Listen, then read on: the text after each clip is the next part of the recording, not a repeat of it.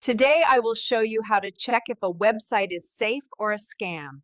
This is an easy way to protect yourself when you are online. Let's start. Step 1. Look at the website address at the top of the screen. A safe site starts with HTTPS. Step 2. Check for the padlock icon next to the web address. If it's locked, the connection is secure. Step 3. Read the website name carefully. If there are strange letters or typos, it might be a fake website.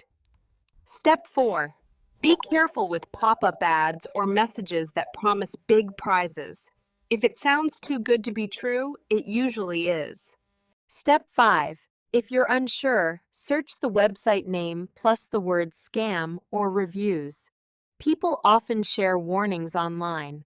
That's it. Now you know how to spot a safe website. Stay careful and enjoy the internet with confidence. If this video helped you, tap the subscribe button below. Stay tuned for more easy tech tips made just for you.